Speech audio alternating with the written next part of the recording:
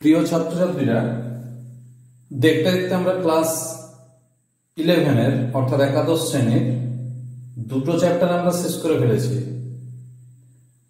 হয়তো একটু সময় লাগছে, 1-2 দিনের মধ্যেই এই দুটো চ্যাপ্টারের কিছু প্রবলেম অর্থাৎ কিছু প্রশ্ন এমসিকিউ, যেটা আমরা বিভিন্ন কম্পিটিটিভ পরীক্ষায় দেখি, সেই ধরনের এমসিকিউ কোশ্চেন অ্যান্সারের সেট আমি এই চ্যানেলের নামে থাকা যে ফেসবুক পেজ ওখানে দিয়ে দেব। তোমরা একটু আমার এই চ্যানেলগুলো ফলো করলে তাহলে কিন্তু সেখান থেকে কোশ্চেন অ্যান্সার পাবে। আর যে কোনো একটা বই ফলো করলে তার এক্সারসাইজে কিছু প্রবলেমস দেওয়া থাকে, নিউমেরিক্যাল প্রবলেমস, কি ধরনের কোশ্চেন অ্যান্সার আসে সেইগুলো কিন্তু ধারণা তোমরা পাবে। তো যেটা বলার, আমরা ইউনিট ডাইমেনশন মেজারমেন্ট, এই যে চ্যাপ্টার অর্থাৎ পরিমাপ, একক ও মাত্রা, তারপর ওয়ান ডাইমেনশনাল মোশন, একমাত্রিক গতি, যেটাকে আমরা বলি কাইনেমেটিক্স বা স্মৃতিবিজ্ঞান, এই দুটো চ্যাপ্টার আমরা শেষ করে দিয়েছি। আজকে আমরা ভেক্টরে আসব। ভেক্টর হলো এই মেকানিক্সের সব থেকে ইম্পর্টেন্ট একটা চ্যাপ্টার, কারণ এরপর থেকে আমরা যা কিছুই করব সব ভেক্টরেই করতে হবে, মানে ভেক্টরের কনসেপ্টগুলো রাখতে হবে। এছাড়াও ক্লাস 12-এ প্রথম থেকে কিন্তু এই ভেক্টর লাগবে, সেই জন্য ভেক্টর চ্যাপ্টার একটু ভালো করে বুঝতে বলবো। আর যেটা বলার, আমরা আগের দিনের যে কোশ্চেন দেওয়া ছিল বাড়ির কাজ, সেটা তোমরা কি করেছো জানি না, অ্যান্সারগুলো একটু মিলিয়ে নাও নিজেরা।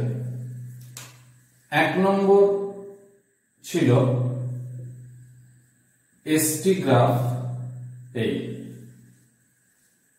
তো এই ক্ষেত্রে আমি বলেছিলাম যে এক্স অক্ষের উপর অর্থাৎ টি অক্ষের উপর বা টি অ্যাক্সিসের উপর যদি আমরা রেখাটা টানতাম তাহলে আমরা একটা রেস্ট বডি বলতাম, অর্থাৎ স্থির বস্তু লেখচিত্র হতো। এখন আমরা কি দেখছি, ডিসপ্লেসমেন্টের মান একই থেকে যাচ্ছে, টাইম ইনক্রিজ করছে অর্থাৎ সময় বেড়ে যাচ্ছে, কিন্তু সরণের পরিমাপটা একই। এই ক্ষেত্রেও বলবো এটা স্থির বা রেস্ট। তাহলে তফাৎটা কি না, প্রথমে কিছুটা সরণ হয়ে গেছিল এই মান, যার মান হচ্ছে ওএ, এটা ইনিশিয়াল একটা ডিসপ্লেসমেন্ট হয়ে গেছে, তারপর রেস্টে আছে। 2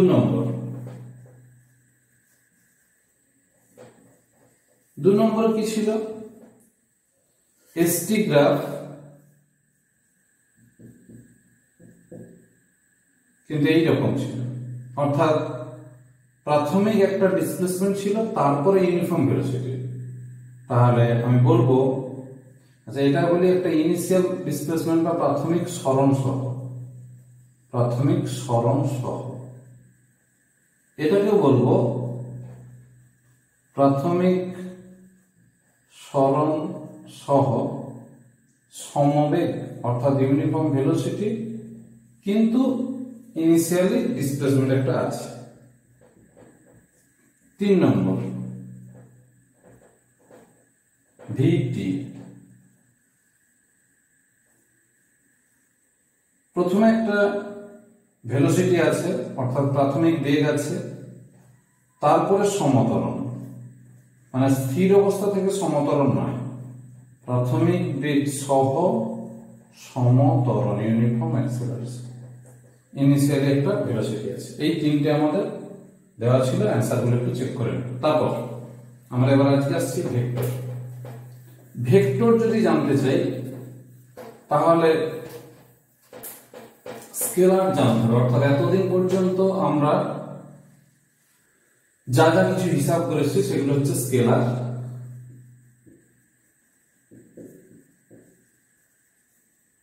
আর ভেক্টর আরেকটাতে আসছে। এই কনসেপ্টটা তোমাদের কিছুটা ছিল ক্লাস 9-এ, তার সঙ্গে লিঙ্ক রেখেই বলি, একদম সিম্পল ব্যাপার।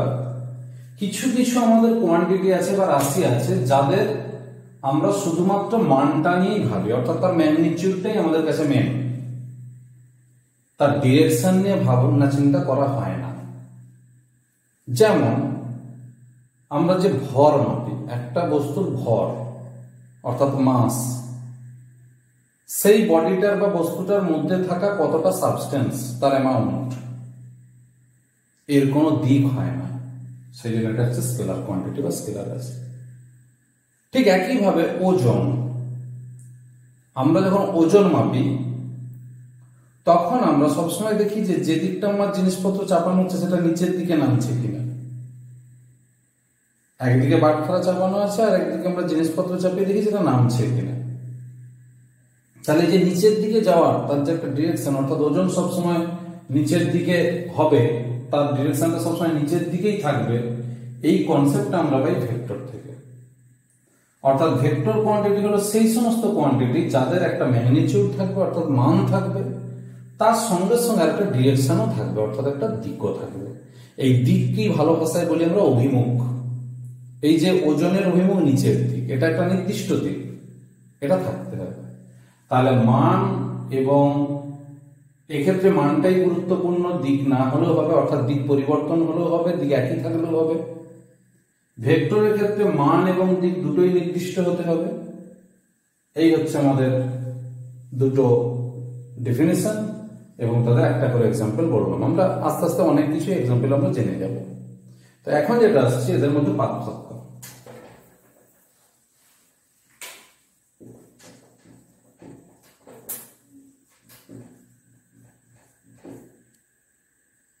ভেক্টর কোয়ান্টিটি আর একটা স্কেলার কোয়ান্টিটি।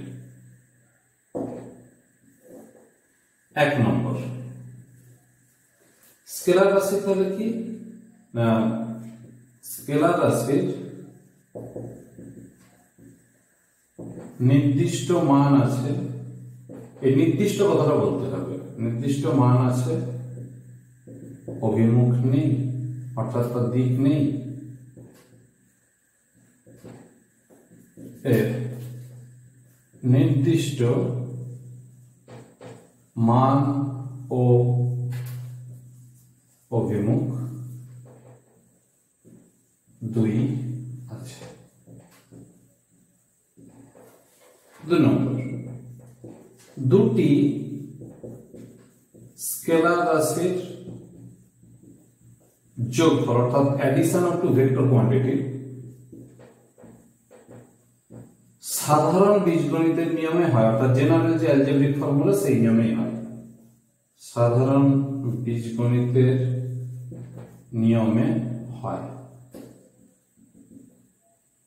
এর ক্ষেত্রে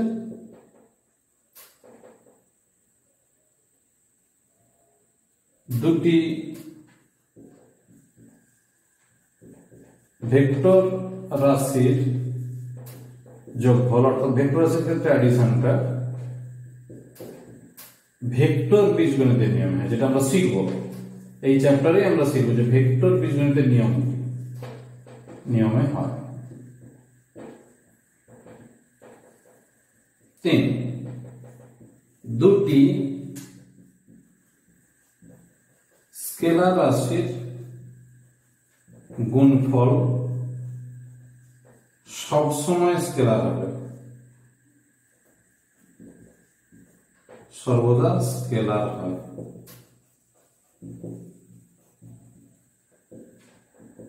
দুটি ভেক্টর রাশির গুণফল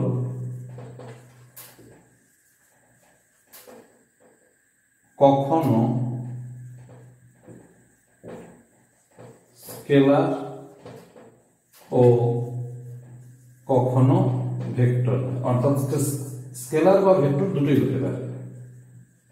তাহলে আমরা যখন প্রোডাক্ট হিসাব করবো, দুটো ভেক্টর কোয়ান্টিটির প্রোডাক্ট হবে, স্কেলার হতে পারে ভেক্টর হতে পারে, কিন্তু দুটো স্কেলার কোয়ান্টিটির প্রোডাক্ট যখন হবে সেটা সবসময়ের জন্য স্কেলারই হবে। 4 নম্বর আর সেরকম কিছু নেই। আমরা 4 নম্বরে বলতে পারি এইটুকুই যে এক্ষেত্রে শুধুমাত্র মানের বিবেচনা করা উচিত। সেরকম কোয়ান্টিটি হচ্ছে কে কে না, ভর লিখলাম একটা, সময় লিখলাম একটা, এটা এক্সাম্পল। আর এক্ষেত্রে হবে ওজন একটা বলেছি, ভেলোসিটি বা বেগ একটা। তাহলে এটা হচ্ছে ওয়েট এবং ভেলোসিটি, আর এক্ষেত্রে মাস এবং টাইম। এই হলো আমাদের ডিফারেন্স। এবার আমরা আসছি জিওমেট্রিক্যাল রিপ্রেজেন্টেশন অফ ভেক্টর, অর্থাৎ ভেক্টরকে আমরা কিভাবে ছবির সাহায্যে প্রকাশ করব।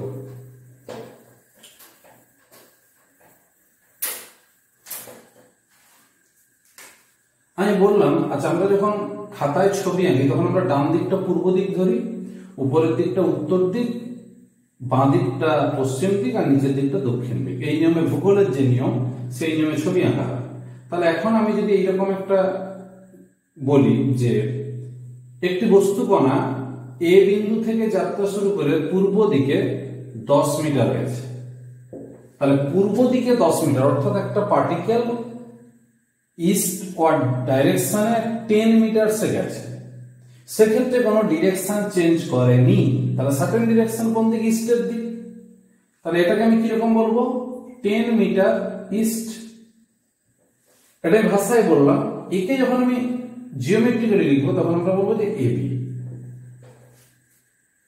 AB vector. তাহলে এখান থেকে বোঝাচ্ছে যে এ থেকে বি এর দিকে যাচ্ছে, মাথায় অ্যারো চিহ্নটা তাই বোঝায়।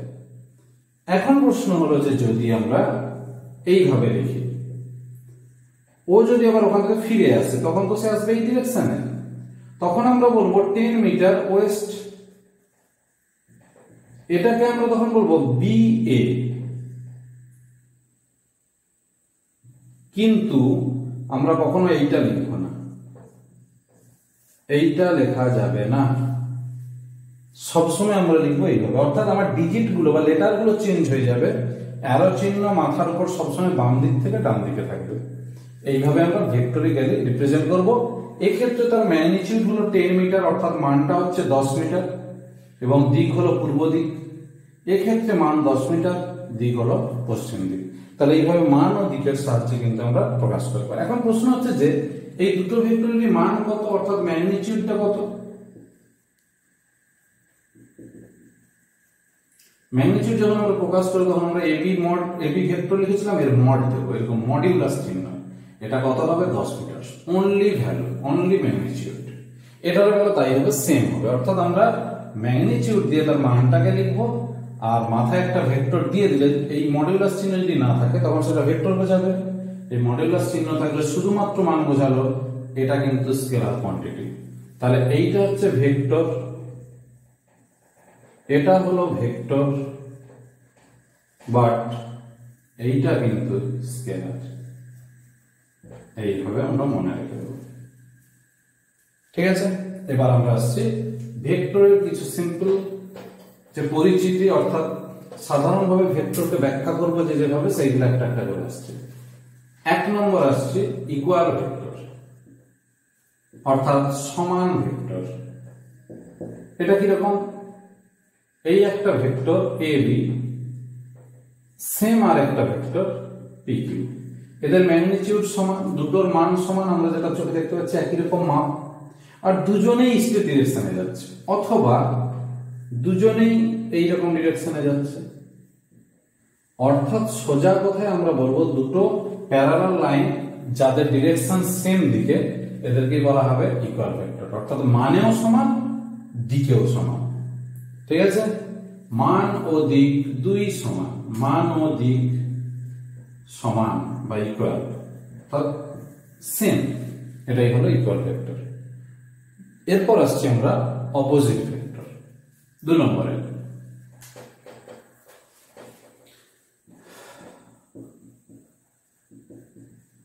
অপোজিট ভেক্টর এক্ষেত্রে আবার ইন্টারেস্টিং, দুজনের ম্যাগনিটিউড সমান হতে হবে, অর্থাৎ দুজনের মান সমান, কিন্তু এ উল্টো দিক হবে। এ থেকে পি, কিউ থেকে পি, যেটাকে আমরা অ্যান্টি প্যারালাল বলি বা অপোজিট বলবো। অর্থাৎ এক্ষেত্রে মান সমান প্লাস দিক বিপরীত। দিকটা বিপরীত, দিকটা আলাদা দিক হবে না, কিন্তু একদম অপোজিট। একটা যদি ইস্ট হয় তাহলে আরেকটা হবে ওয়েস্ট, একটা যদি সাউথ হয় অন্যটা হবে নর্থ, কিন্তু কন্ডিশন একটাই, দুজনের ম্যাগনিটিউড হতে হবে সমান, অর্থাৎ দুজনের মান হবে সমান। এটা আমরা মাথায় রাখবো। এরপর আমরা আসছি কোলিনিয়ার।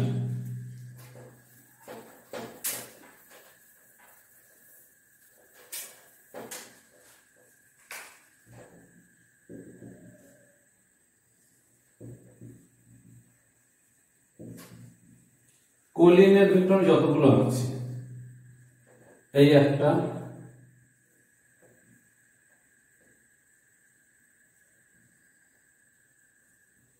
অর্থাৎ একটা নির্দিষ্ট অক্ষ বরাবর, পূর্ব পশ্চিম বরাবর বা উত্তর দক্ষিণ বরাবর, অর্থাৎ একটা লাইন বরাবর, একটা সার্টেন স্ট্রেট লাইন বরাবর যত ধরনের ভেক্টর আসবে, সেটা সেম ডিরেকশন হতে পারে, অর্থাৎ একই দিক হতে পারে, বিপরীত দিক হতে পারে, তাদের মান সমান হতেও পারে, তাদের মান আলাদা হতেও পারে, এইসবের কোনো কিছু বাধ্যবাধকতা নেই, অর্থাৎ সেরকম কোনো কন্ডিশন নেই। শুধু একটাই কন্ডিশন, একটা অ্যাক্সিস বরাবর কাজ করবে বা একটা লাইন বরাবর কাজ করবে, তাকেই বলা হবে কোলিনিয়ার ভেক্টর, যার বাংলা হলো সমরেখীয় বা একরেখীয় ভেক্টর। তারপর আমরা আসছি কোপ্ল্যানার ভেক্টর, অর্থাৎ একই তলে থাকবে এরকম কিছু ভেক্টর। আমরা জানি যে আমরা যেটাতে এখন লিখছি, এই যে বোর্ড, হোয়াইট বোর্ড, এটা কিন্তু একটা প্লেন বোর্ড, এর দুটো অ্যাক্সিস আছে, এই একটা এই একটা, এই যে দুটো অ্যাক্সিস দিয়ে এটা একটা 2 ডাইমেনশনাল একটা প্লেন তৈরি হয়ে আছে। এই প্লেনটার উপর আমরা যত খুশি ছবি আঁকি না কেন, এই দিক এই দিক এই দিক এদিকে যত ভেক্টর এঁকে যাচ্ছি আমরা, সবাই কিন্তু কোপ্ল্যানার, অর্থাৎ একই তলে আছে।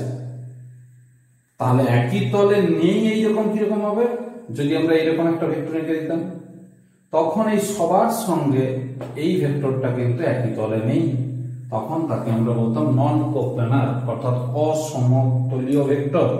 কিন্তু এখন আমরা একতলীয় বা সমতলীয় ভেক্টর বললে এটাকেই বুঝবো একটা প্লেনে যতগুলো ভেক্টর। ক্লিয়ার হলো? এবার আমরা আসছি ইউনিট ভেক্টর।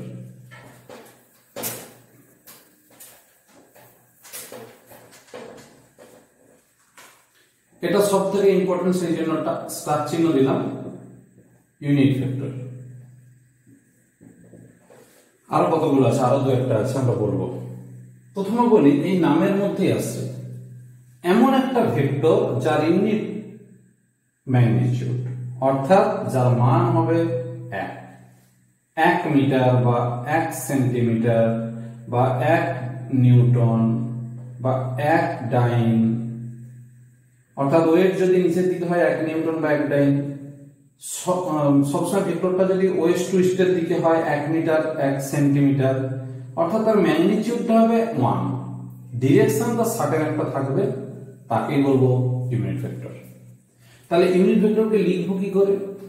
না, আমরা যদি এইরকম একটা ভেক্টর ভাবি এ থেকে বি, তাহলে ভেক্টর তাহলে কি হলো এবি, তাহলে ইউনিট ভেক্টর হবে, এর ম্যাগনিটিউডকে কত করতে হবে 1, তাহলে এর ম্যাগনিটিউড যদি 1 করতে হয়, এই ভেক্টরকে এরই ম্যাগনিটিউড দিয়ে ভাগ করে দাও, অর্থাৎ কোন একটা ভেক্টরকে তার ম্যাগনিটিউড দিয়ে ভাগ করে দিলেই যে ভেক্টরটা পাবো তাকেই বলবো আমরা ইউনিট ভেক্টর। এটাকে কি দিয়ে লেখা হয়? এটাকে লেখা হয় একটা ক্যাপ দিয়ে, এন ক্যাপ, মাথায় এরকম টুপির মতো দেখতে, এই জন্য ক্যাপ। যে কোনো দিক বলে আমি এটা এন লিখলাম, এন ক্যাপ। তাহলে এখন প্রশ্ন আসছে যে যদি এইরকম একটা ভেক্টর থাকতো এ ভেক্টর, তখন আমরা বলতাম ইউনিট ভেক্টর কি হবে? এ ভেক্টর বাই এ, মানেই হলো A vector by mod A, অর্থাৎ এ ভেক্টরের মান, এটাকেই বলা হবে এ ক্যাপ।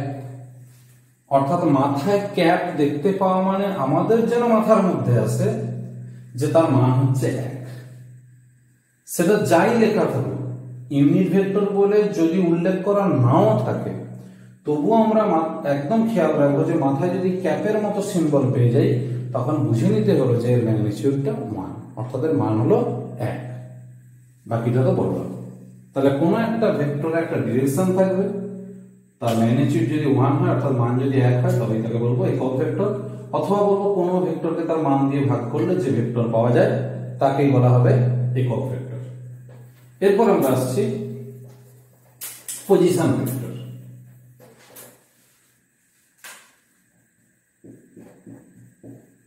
কোন একটা পয়েন্টের পজিশন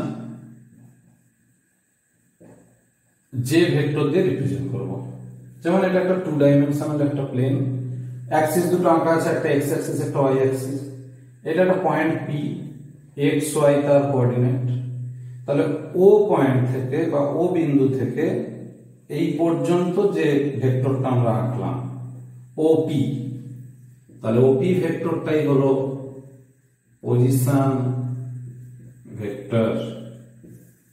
এটাকে আমরা লিখবো আর দিয়ে, আর ভেক্টর দিয়ে। তাহলে এখন প্রশ্ন হচ্ছে এইটা যদি ওয়াই বলি, এটা যদি এক্স বলি, তাহলে এটা এক্স এটা ওয়াই, তাহলে আর হবে √x² প্লাস y²। তাহলে ওপি ভেক্টর এটাই হলো আর ভেক্টর। তাকে যদি তার মান দিয়ে ভাগ করে দিই তাহলে আর ক্যাপ একক ভেক্টর, এক্ষুনি যেটা আলোচনা করলাম, তাহলে আর ভেক্টর বাই আর, এইভাবে আমরা ইউনিট ভেক্টরটা পেয়ে যাব। অর্থাৎ আর vector by √x² plus y²। এবার আর ভেক্টরটা কি হবে সেটা আমরা আর কিছুক্ষণ পরে জানব, এই চ্যাপ্টারে শিখবো একটু পরের দিকে। তারপর এবার আমরা আসছি নাল ভেক্টর, অর্থাৎ জিরো ভেক্টর।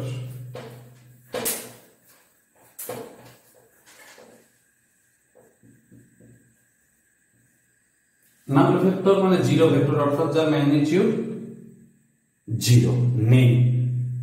তাহলে এটাকে আমরা কি করে লিখি? যদি আমরা বলি যে এই একটা পয়েন্ট এ থেকে কোন একটা পার্টিকেল তার মোশন স্টার্ট করে আবার এতে ফিরে এলো, তাহলে এক্ষেত্রে কত হয়? ডিসপ্লেসমেন্ট কত হয় না জিরো, জিরো। তখন এটাকে লেখা হবে ডিসপ্লেসমেন্ট ভেক্টর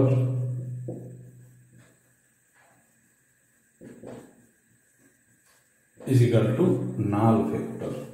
অর্থাৎ নাল যার মিনিং হলো জিরো, যার কোনো মান নেই, তাকে আমরা যখন ভেক্টর দিয়ে লিখবো বড় হাতের ও ভেক্টর দিয়ে লিখবো। ও এই ইংরেজি ওয়ার্ডটা বড় হাতের ও যেটা আমরা লিখলাম ওটা দেখতে অনেকটা জিরোর মতো, এই জন্য নাল ভেক্টরকে আমরা ও ভেক্টর দিয়ে ডিনোট করব। এই হলো আমাদের ভেক্টর। এবার আমরা আসছি যে কখন স্কেলার এবং ভেক্টর এই দুটো ইকুয়াল হবে। আমরা একটু আগে ডেফিনেশনে পড়েছি যে স্কেলার মানে তার শুধু ম্যাগনিটিউড, আর ভেক্টর মানে তার ডিরেকশন প্লাস ম্যাগনিটিউড। তাহলে কখন এই দুটো সমান হবে? না যখন আমি ভেক্টরকে স্কেলার ভাববো।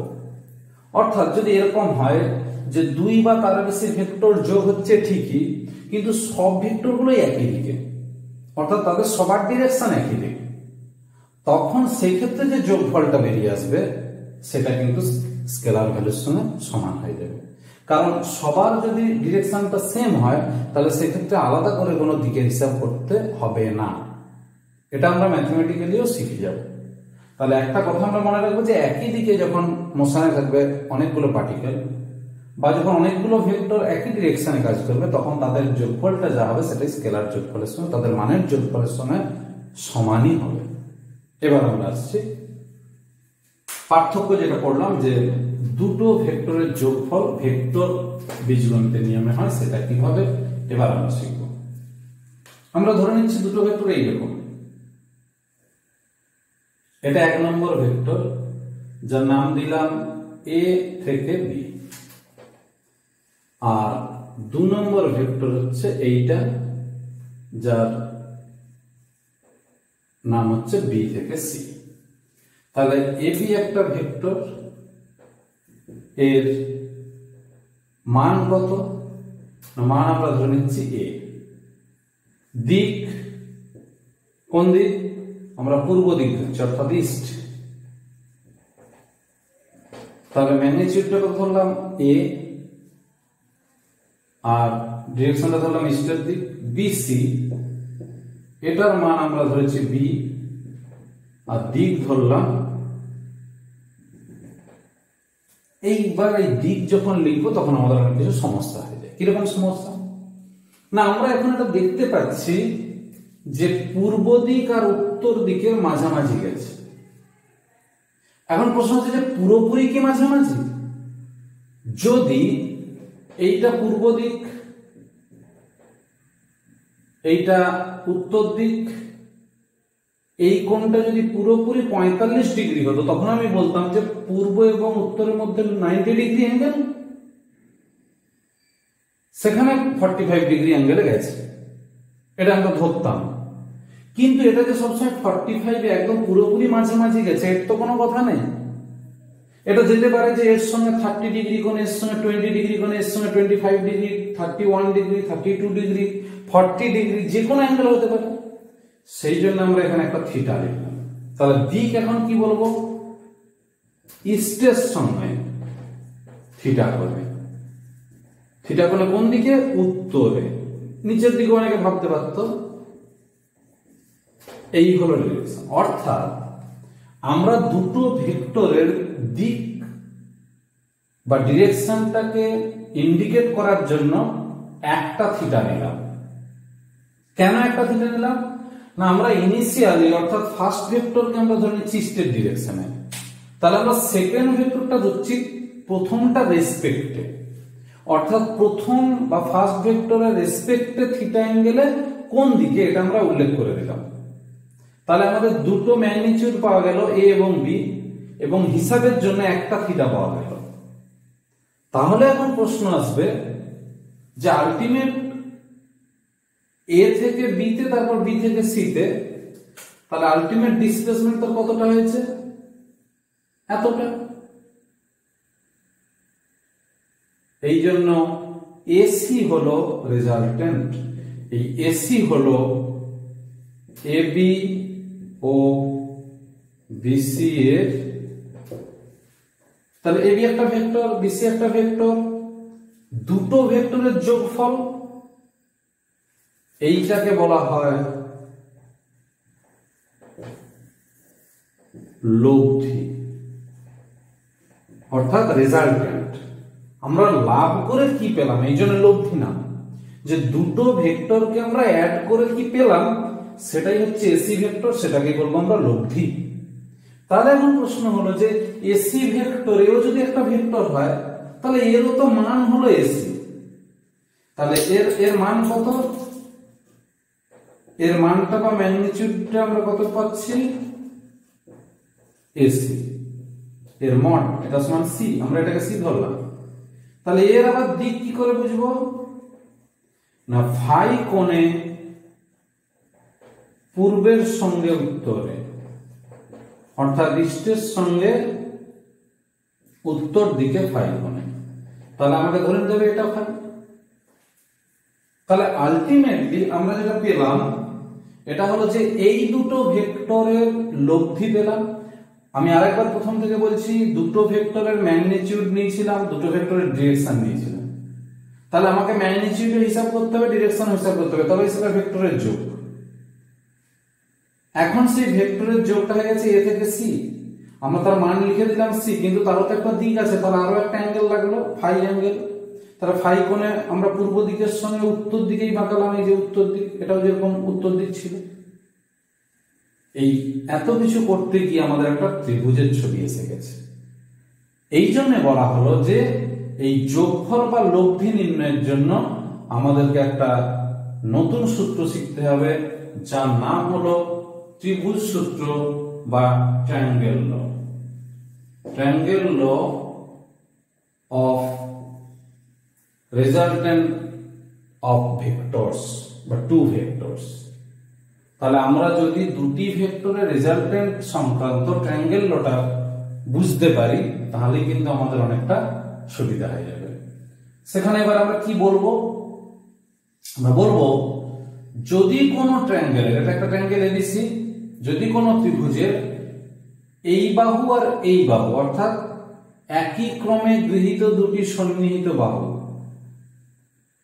একই ক্রমে গৃহীত, এইটা এই দিক এটা এই দিক, দুটি সন্নিহিত বাহু যদি দুটি ভেক্টরের মান ও দিক নির্দেশ করে তাহলে আমার হাতের দিকে তাকাও, 1 2, এই দিকে আসার কথা ছিল সি ভেক্টর, 1 2 3, কিন্তু সি ভেক্টর হয়েছে ওই দিকে। তাহলে বিপরীত ক্রমে গৃহীত তৃতীয় বাহুটি প্রথম দুটো ভেক্টরের লব্ধির মান ও দিক নির্দেশ করবে। কেন বিপরীত ক্রমে বলা হলো এটাই বুঝতে হবে। আমরা এবি বাহু বিসি বাহু এই দিকটা হলে একই ক্রম হতো, কিন্তু এখন হচ্ছে কোন দিকে? এই দিক, সেই জন্য বিপরীত দিক।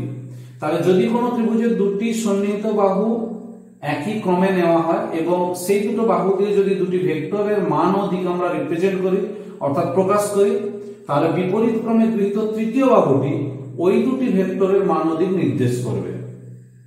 ইংরেজিতে যদি আমরা বলি এরকম, if two vectors are if the magnitude and direction of two vectors are represented by two adjacent sides of a triangle, then the third side taken in opposite order is represented as the resultant of these two vectors.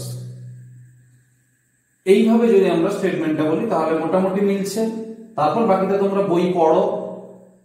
আসল কথাটা তোমাকে বুঝতে হবে যে আমরা resultant যেটাকে নেব অর্থাৎ লব্ধি যেটাকে নেব সেটা যেন প্রথম দুটো যেদিকে নেওয়া হচ্ছে তার উল্টো ক্রমে নেওয়া হয়। এই হলো আমাদের স্টেটমেন্ট। এবার আমরা হিসাবে যেটা আসবো, আমাদের এই ফাই এবং সি নির্ণয় করতে হবে, সেটাই এবার আমরা হিসাবে আসছি।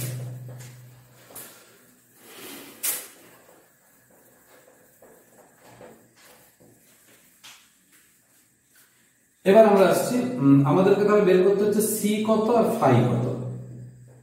আচ্ছা, আমরা এখান থেকে একটা পারপেন্ডিকুলার রেখে নিলাম ডি, তাহলে C square is equal to AD square plus CD square. ঠিক আছে, আর আমাদের এইটার ভ্যালু ছিল এ, এটার ভ্যালু ছিল বি, আর এইটা সি। এবার আমরা যেটা ছবিটা আনছি, এডির জায়গায় লিখবো AB plus BD whole square, সিডির জায়গায় লেখা হবে আপাতত সিডি স্কোয়ার। এবার আমরা এই দিকটা লিখতে পারি, এই ট্রায়াঙ্গেলের ক্ষেত্রে BD by BC is equal to cos theta. তাহলে BD is equal to BC cos theta, যেটা হবে বি কস থিটা। বিসি ম্যাগনিটিউডটাই হলো বি, বিসির মানটাই বি। আচ্ছা, সিডি বাই বিসি এটা হবে সাইন থিটা, এখান থেকে সিডি আসবো বিসি সাইন থিটা, মানেই হলো বি সাইন থিটা। তাহলে এই যে বিডির ভ্যালু এইটা আর সিডির ভ্যালু এইটা এনে আমরা বসাবো। তাহলে বসানো কত হবে, এবির জায়গায় আমরা এ বসাবো, এবি মানে এ, প্লাস বিডির জায়গায় বসলো b cos theta whole square, plus সিডির জায়গায় বসবে বি সাইন থিটা পুরোটা হোল স্কোয়ার। তাহলে এটা কত হলো, a square plus 2ab cos theta plus b square cos square theta plus b square sine square theta. শেষেরটা থেকে বি স্কোয়ার কমন নিলে এটা 1 হবে, তাহলে আলটিমেট হলো a square plus 2ab cos theta plus b square. এটা যদি C করে দিই তাহলে এটা রুট হয়ে গেল। এই হলো আমাদের ফর্মুলা একটা। ফাই কি করে পাবো, tan phi is equal to CD by AD, AD মানেই হলো আবার এবি প্লাস বিডি। তাহলে সিডির জায়গায় বসবে বি সাইন থিটা,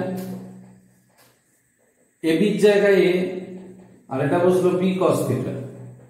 তাহলে আলটিমেট আমরা ফাই পাবো tan ইনভার্স। এটা আমরা আগের চ্যাপ্টারে একবার আলোচনা করেছিলাম যে ইনভার্স বসাতে হবে যদি ভ্যালুটা না বেরোয়, এ প্লাস বি কস থিটা। তাহলে আলটিমেট যেটা দাঁড়ালো যে আমাকে এই সি এর ভ্যালু যদি আমরা বের করতে পারি তাহলে আমরা রেজাল্টেন্টের ম্যাগনিটিউড পাবো।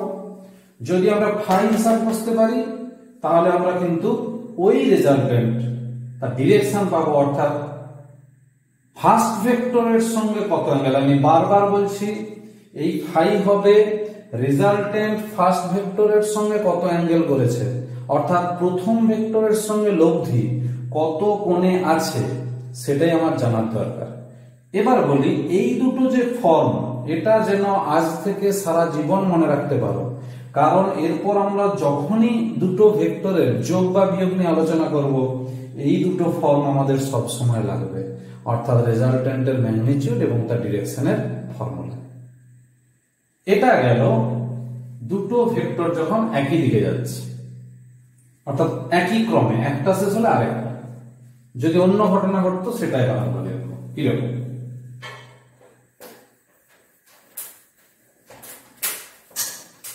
এবার আমরা দেখব জাস্ট এই রকম ঘটনা। এবি ভেক্টরটা যেমন ছিল তেমন আছে, এটা 1 নম্বর ভেক্টর। আর বিসি ভেক্টরটা এবি ভেক্টরের পর না গিয়ে এ পয়েন্ট থেকেই স্টার্ট হয়েছে ধরলাম, এটাই হলো এ এডি, এরকম একটা ধরলাম। তাহলে এখন প্রশ্ন আসছে যে এখন এই দুটো রেজাল্টেন্ট আমাকে হিসাব করতে হবে। আগের ক্ষেত্রে দুটো ভেক্টর ছিল, যেটা 1 নম্বর ছিল, এটা 2 নম্বর ছিল, তাহলে এখন এটা 2 নম্বর। আগের ক্ষেত্রে দুটো ভেক্টর কেমন নেওয়া হয়েছিল না, একটা ভেক্টর শেষ তো আর একটা ভেক্টর শুরু। এখানে কিন্তু তা নয়, একই বিন্দু থেকে দুটো ভেক্টর বেরিয়ে গেছে, এ এবং বি। অর্থাৎ এক্ষেত্রে যদি রেজাল্টেন্ট বের করতে হয় তাহলে আমাকে যেতে হবে ল অফ প্যারালেলোগ্রাম।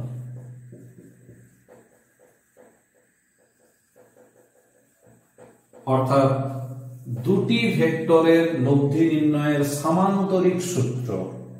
কেন সামান্তরিক এবার আমরা আসছি। যদি একই বিন্দু থেকে দুটো ভেক্টর বেরিয়ে যায় তখন ওই দুটো ভেক্টরকে সন্নিহিত বাহু ধরে আমাদেরকে একটা সামান্তরিক এঁকে নিতে হবে, জাস্ট এইরকম দেখতে হবে। এবং যে বিন্দু দিয়ে আমরা দুটো ভেক্টরকে স্টার্টিং করেছিলাম, অর্থাৎ স্টার্টিং পয়েন্ট থেকে একটা ডায়াগোনাল টেনে নিতে হবে, অর্থাৎ একটা কর্ণ টানতে হবে ওই সামান্তরিকের, সেটাই হবে রেজাল্টেন্ট সি। এবার আমার যেটা বক্তব্য যে তাহলে এটার সঙ্গে মিলটা কোথায় বা অমিলটা কোথায়, না এখানে ছিল দুটো ভেক্টর সেইভাবে যে একটা ভেক্টর শেষ হলে আরেকটা ভেক্টর শুরু হবে, আর এখানে একই সঙ্গে দুটো ভেক্টর স্টার্ট হলো। আমরা এবার ইকুয়াল ভেক্টরের ডেফিনেশন থেকে পাবো এইটা আর এইটা সমান। কেন? এদের ম্যাগনিটিউড সমান আর দুজনেই প্যারালাল, তাহলে দুজনের ডিরেকশন সমান, তাহলে এটাও হয়ে গেল বি। এই পয়েন্টটার নাম আমি সি দিয়ে দিলাম, এটা সি পয়েন্ট। এটা যেমন সি ভেক্টর, এটা সি পয়েন্ট, এটা ক্যাপিটাল সি, এটা স্মল সি। তাহলে এখন এডি আর বিসি দুটো ভেক্টর তো ইকুয়াল হয়ে গেল, তাহলে এডি ভেক্টর আর বিসি ভেক্টর এরা ইকুয়াল ভেক্টর। তাই যদি হয় তাহলে এটাকে আমরা বি লিখতে পারি। এবার প্রশ্ন হলো যে আমি এতক্ষণ যেগুলো বলে গেছি যে ম্যাগনিটিউড এ, তাহলে ভেক্টরের লিখলে এ ভেক্টর, এটা বি ভেক্টর, এটা সি ভেক্টর। আজকেও বলবো এটা বি ভেক্টর, এটা বি ভেক্টর, এটা এ ভেক্টর, আর এটা সি ভেক্টর। তাহলে অ্যাঙ্গেল দাঁড়াচ্ছে এ এর সঙ্গে বি এর থিটা, এটা মানেই হলো এটা থিটা, সিমিলার অ্যাঙ্গেল। এটা হলো ফাই, সেম ছবি চলে আসবে আমাদের এবার। তাহলে একদম আগেরটার মতো সেম প্রুফ হবে। আমি আর দেখাচ্ছি না, সি ভেক্টর যদি পেতে চাই আমরা সেই এখান থেকে যদি ডি যেটা এঁকেছিলাম ওটাকে এখন ই ধরে নেব, তাহলে এরও ক্ষেত্রে সি আসবে root over a square plus b square plus 2ab cos theta, আর phi is equal to tan inverse b sin theta by a plus b cos theta. এই প্রুফটা important proof, same as above, আগেরটার মতো বলে কিন্তু আমরা করলাম না। তাহলে আমাদেরকে এবার মনে রাখতে হবে যে দুটো ভেক্টরের সিচুয়েশন অনুযায়ী কখন আমরা ট্রায়াঙ্গেল ল পাবো, কখন আমরা ল অফ প্যারালেলোগ্রাম অর্থাৎ সামান্তরিক সূত্র পাবো। তাহলে সামান্তরিক সূত্রের বিবৃতিটা কি হবে? যদি কোনো সামান্তরিকের দুটি সন্নিহিত বাহু দিয়ে দুটি ভেক্টরকে প্রকাশ করা হয় তাহলে ওই দুটি বাহুর ছেদ বিন্দু দিয়ে ওই সামান্তরিকের অঙ্কিত কর্ণ ওই ভেক্টর দ্বয়ের লব্ধিকে প্রকাশ করবে বা মানে ওদিকে প্রকাশ করবে। তাহলে আমরা যদি এইভাবে বলি,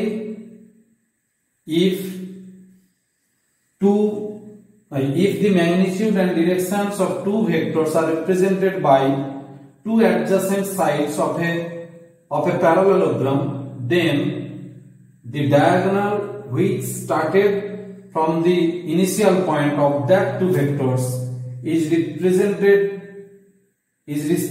represents the resultant of those two vectors.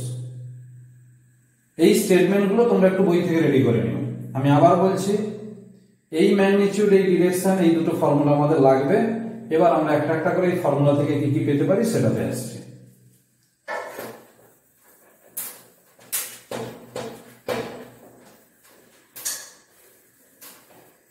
তাহলে আমাদের কাছে কি কি ফর্মুলা থাকলো আমরা একটু লিখে নিচ্ছি। c = √a² + b² + 2ab cos θ, R phi = tan inverse b sin θ by a + b cos θ। এবার আমরা এক নম্বরে আসছি। ফর টু প্যারালাল ভেক্টরস, দুটোই যদি সমান্তরাল ভেক্টর হয় অর্থাৎ একই দিকের ভেক্টর হয়, তাহলে θ = 0। থিটা যদি 0 হয়ে যায় তাহলে c সমান হবে a + b R tan phi সমান হবে 0। তাহলে কি বোঝালো? অর্থাৎ একটা ভেক্টর যখনই শেষ হবে a, তারপরে আরেকটা ভেক্টর স্টার্ট হলো b, একই দিকে, এটাই হলো c। তাহলে c সমান a + b, এটা স্কেলারের সঙ্গে মিলে গেল। 2 number, for opposite or anti parallel vectors, তখন কি হবে? θ = 180 ডিগ্রি, c হবে a - b or b - a, বড় থেকে ছোটটা সেই জন্য ডিফারেন্স লিখে দিতে পারি। আর phi হবে sin 180 এর ভ্যালু হয় 0, সেই জন্য phi সমান 0। তাহলে যে বড় হবে সেদিকটা, যদি আমরা ধরে নিই যে a বড়,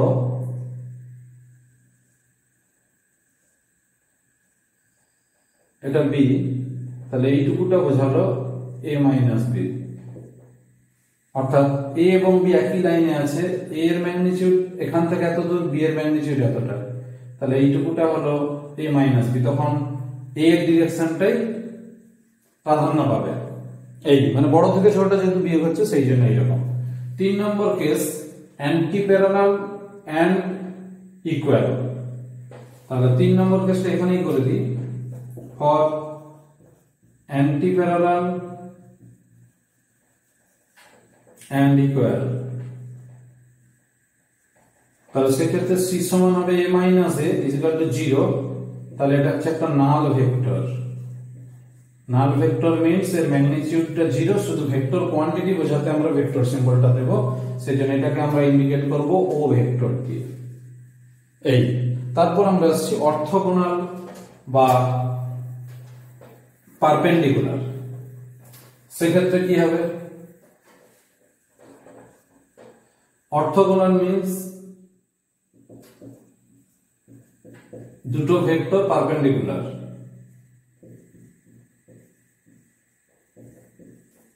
θ = 90, তাহলে c = √a² + b², আর tan phi = tan inverse b/a, এটা ফর্মুলাতে বসছে। অর্থাৎ এই রকম যদি a ধরি, এটাকে যদি b ধরি,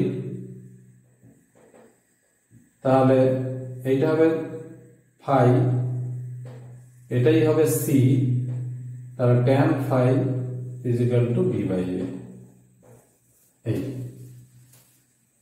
এই হলো আমাদের কিছু যে একদম প্রাইমারি যে সমস্ত কেস সেইগুলো। এছাড়াও যে কোনো ভ্যালু দিলে আমরা এই দুটো ফর্মুলা যদি মনে রাখতে পারি তাহলে কিন্তু আমরা হিসাব করতে পারবো, সেখান থেকে অঙ্কগুলো আসবে। এবার যেটা আসছে, আমাদের স্কেলারের মতো ভেক্টরও দুটো ল মেনে চলে। হ্যাঁ, আমরা সেই ল গুলো বলছি। 1 নম্বর হচ্ছে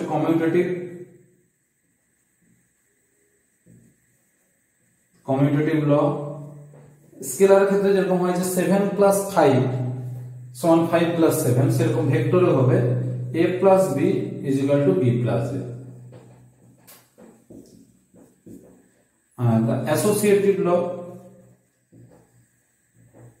অ্যাসোসিয়েটিভ লটা একটু অন্যরকম। কি বলছে যে a b c তিনটে ভেক্টর, প্রথমে যদি আমরা a আর b এর রেজাল্টেন্ট করি যা হবে তার সঙ্গে আমরা সি অ্যাড করলাম। এটা এইরকমই হবে যে আগে যদি আমি বি এবং সি কে অ্যাড করি, অর্থাৎ তাদের রেজাল্টেন্ট বের করি, তারপরে এ যোগ করি, একই জিনিস হবে। এরপর যেটা আসছে আমাদের ডিস্ট্রিবিউটিভ ল কি, যদি আমরা এরকম করি যে N A vector plus B vector, তাহলে এটা হবে N A vector plus N B. এটা সিম্পল কনসেপ্ট, এগুলো আমার মনে রাখতে, এগুলো স্কেলারের নিয়মেই হচ্ছে সব। আজকে এই পর্যন্ত পড়া থাকলো। আমি বারবার বলছি যে ভেক্টর চ্যাপ্টার খুব ইম্পর্টেন্ট চ্যাপ্টার, এটা একটু ভালো করে দেখো, প্রথম থেকেই অল্প অল্প করেই পড়ানো হবে। আর বলবো যে দুটো চ্যাপ্টার শেষ করছি আরেকবার বলছি, সেগুলো আমার ফিজিক্স ই ক্লাস চন্দন স্যার এই নামে যে ফেসবুক পেজ আছে সেখানে দিয়ে দেওয়া হচ্ছে 1-2 দিনের মধ্যে, তোমরা একটু ফলো করো। আর আগেরগুলো কিন্তু সব রেডি করে নাও, যে কোনো বই থেকে একটা প্রবলেম গুলো তোমরা নিজেরা সলভ করো, বা বইতেও কিছু এক্সাম্পল করে দেওয়া আছে, এগুলো নিজেরা দেখতে পারো। আর শেষে আরেকবার বলি, ভিডিও যদি ভালো লেগে থাকে তাহলে একটু লাইক এবং কমেন্টস করো, কেমন লাগছে বন্ধুদের কাছে দিয়ে দিও, শেয়ার করে দিও। আর সবশেষে বলবো একটু সাবস্ক্রাইব করে দিও। ঠিক আছে, ভালো থাকো।